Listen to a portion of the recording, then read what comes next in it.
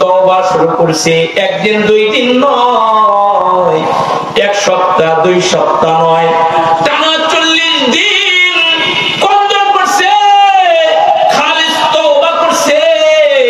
চোখের পানি পড়তে পড়তে চোখের নিচ দিয়ে গা হয়ে গিয়েছে, গোশতগুলো শুকায়া চামড়াগুলো হাড্ডির সাথে লেগে গেছে। এমন তওবা করছে, তওবার ওজনটা এত দামি হয়েছে, আমার আসমানের মালিক আল্লাহ তার কিসমির সব গুনাহগুলোকে মাফ কইরা দিছি। জিবরাইল আমিন পয়গম্বর আরবীর কাছে চলে আসছে। আল্লাহ শিখানোর কথাগুলো জিবরাইল নবীকে বলে, আল্লাহর দোস্ত গো, দুনিয়াতে যত মাখলুকাত আছে সব মাখলুকাতের রিজিকের মালিক কে? আল্লাহ রাসূল বলেন, আমি সবার রিজিকের মালিক আল্লাহ। এবার জিবরাইল বলেন, নবী গো, কেউ যদি অপরাধ করে, ভুল করে, তারে মাফ করে কি? আল্লাহ রাসূল বলেন, আল্লাহ। এবার জিবরাইল আমিন বলে, ওই যে যুবক আপনার কাছে আসছিল জেনার অপরাধ নিয়ে, এমন কন্দন করছে, এমন খালিস তওবা করছে, জিন্দেগীর সব গুনাহ আল্লাহ তাআলা তার বান্দারে ক্ষমা কইরা দিছি। ও দোস্ত, আমরা লাশের সাথে জেনা করি নাই, আমরা ভয়ঙ্কর অপরাধ করি নাই। পূর্বের যুগে এমন একজন ছিল যে 100 মানুষকে খুন করছে, মৃত্যুর আগে আল্লাহ তারও মাগফিরাত দিছে। ভাই দোস্ত, বুজুর্গ, আজিজ, তাদের মতো গুনাহ করি নাই, তবে গুনাহ আছে, গুনাহ আছে। যেহেতু গুনাহ আছে, তাহলে বসে থাকা যাবে না, তওবা করতে হবে। কার কাছে? এখন মাদ্রাসার প্রিন্সিপালের কাছে যাইতে হবে না যে হুজুর আপনি তওবা করান, মসজিদের ইমামের কাছে গিয়ে বলতে হবে না হুজুর আপনি তওবা করান, অথবা যার হাতে বায়াত হয়েছেন তার কাছে গিয়ে বলতে হবে না হুজুর আমার তওবা করান। বৃষ্টি ভেজা এই রাতে যেইখানে দাঁড়িয়ে আছেন, যেইখানে বসে আছেন, এইখানে বসে এইখানে দাঁড়িয়ে যদি একবার বলা যায় আস্তাগফিরুল্লাহ, আয় আল্লাহ আমাকে আপনি মাফ করে দেন, আমি জীবনে আর ভুল আর করব না, আমার অপরাধের কথা কেউ জানে না, আপনি জানেন, আয় আল্লাহ আমার আপনি মাফ করে দেন, জীবনে আর কোনোদিন এই গুনাহ করব না। এটাকে তওবা বলে। আল্লাহ বলে তওবাকারী বান্দাকে আমি পছন্দ করি। আল্লাহ বলে ঈমানদাররা তোমরা তওবা করো, বিশুদ্ধ তওবা করো। আল্লাহ পাক রব্বুল আলামিন আমাদেরকে বিশুদ্ধ তওবা করার তৌফিক দান করেন, বলেন আমিন। এই আমার একটা কথা যে আমরা আজ থেকে বেশি তওবা করব ইনশাআল্লাহ। জ্ঞান করব না, আমার নবী তো প্রতিদিন শতবার আল্লাহর কাছে তওবা করতেন, আগে পিছে গুনাহ নাই, কিন্তু জ্ঞান করে তালিমান, উম্মতকে শিক্ষা দেওয়ার জন্য, উম্মতকে শিখানোর জন্য যে আমার গুনাহ নাই তো আমি শতবার তওবা করি, তোমাদের তো গুনাহ আছে তো তোমরা শতবার নয় আর বেশি আল্লাহর কাছে তওবা করো। তওবা করব তো ইনশাআল্লাহ বাবা, তওবা করব তো ইনশাআল্লাহ। আল্লাহ তৌফিক দান করেন, বলেন আমিন। আরেকটা কথা বলবো, আলোচনা শেষ হয়ে যাবে।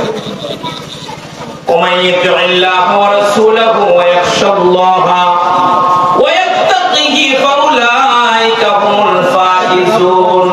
আল্লাহ তাআলা বলে, ও দুনিয়ার মানুষেরা, সফলতা চাও, বিজয় চাও, তাহলে এক কাজ করো, তোমরা আল্লাহ এবং আল্লাহর রাসূলের আনুগত্য করো, আল্লাহরে ভয় করো, তাকওয়া অবলম্বন করো, বিজয়ের মালা আমি আল্লাহ তোমাদের গলে পরায়া দিব।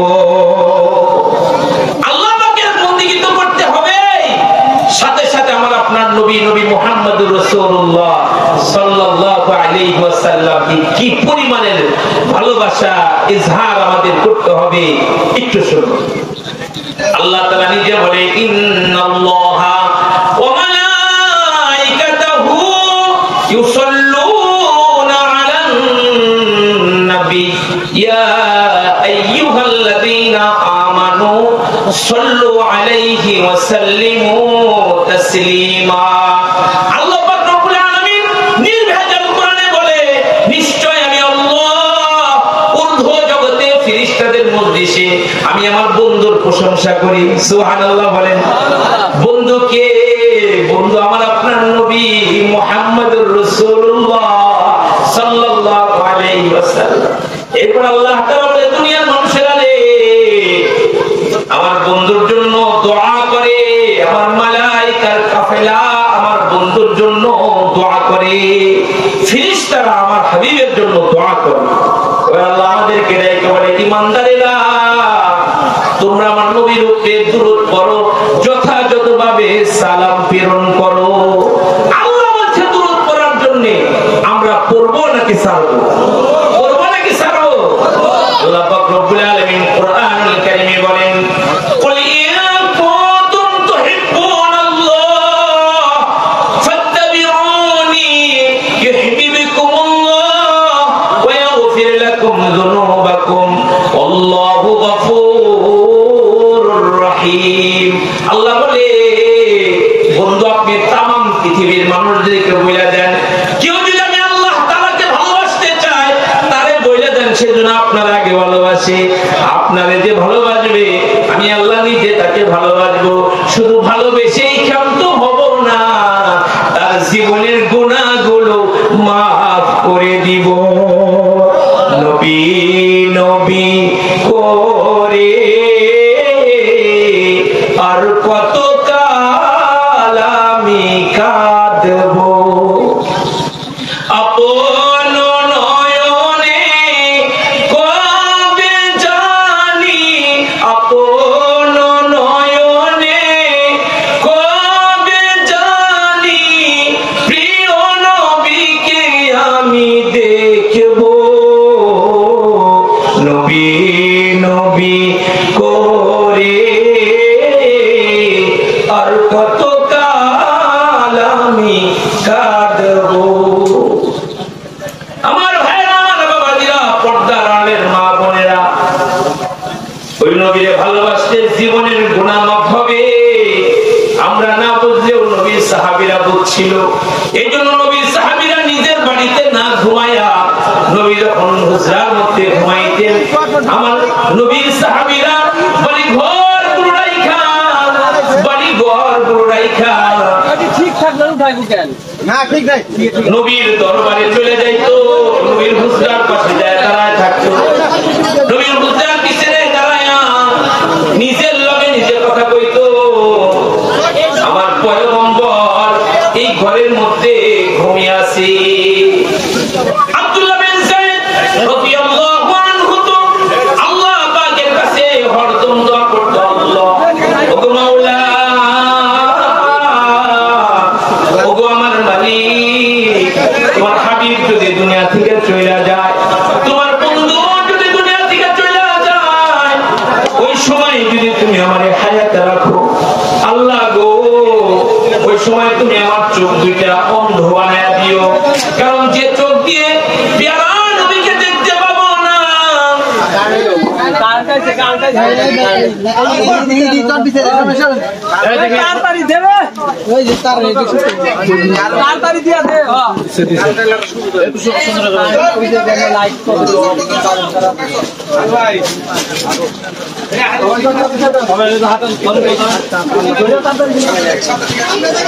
যে চোখ দিয়ে দুজাহানের সরদার আল্লাহ, আলহামদুলিল্লাহ বলেন সবাই, আরো জোরে আলহামদুলিল্লাহ। আপনারা তো ওই বয়ান শুনছেন, কিন্তু আশেপাশে জেলার খবর তো জানেন, বৃষ্টিতে সব মাহফিল শেষ, কিন্তু এই দান করার মানুষগুলো আল্লাহ তো আলেম ভক্ত তো, এজন্য আল্লাহ তাআলা হেফাজত করছে, একটু বৃষ্টিতে আবার থামাইয়াও দিচ্ছে। আলহামদুলিল্লাহ বলেন না প্রিয় ভাইরা। নবীকে সাহাবায়ে কেরাম কি পরিমাণে ভালোবাসতেন, বুখারী শরীফের এক হাদিস শুনেন। নবীর কাছে নবীর এক সাহাবী এসে কাঁদতেছে, নবী টেনশনে ধরছে, চিন্তায় ধরছে। আল্লাহর নবী বলেন, কেন, কি পেরেশানি, টেনশন কেন? সাহাবী কাঁদে আর বলে, নবী গো, ওগো আল্লাহর প্যারা হাবিব, আপনি তো আল্লাহ পাকের নবী, জান্নাতের আলী মাকামে তো আপনার জায়গা হবে। নবী গো, আপনার তো আপনার সাহাবী, আমাদের মাকাম তো এত উঁচু হবে না, আমরা নিচে থাকবো। চিন্তায় করছে এই কথা মনে করে, গো নবী, জান্নাতের মধ্যে আপনি তো আলী মাকামে থাকবেন, আল্লাহ যদি আমাদেরকে জান্নাত দেয়, ওই জান্নাতে আপনাকে দেখা পারো না। দুনিয়াতে যখন মন চায় তখন আপনারা এসে দেখি, রাত বুঝি না, দিন বুঝি না, যখন মন চায় তখন দেখি আপনার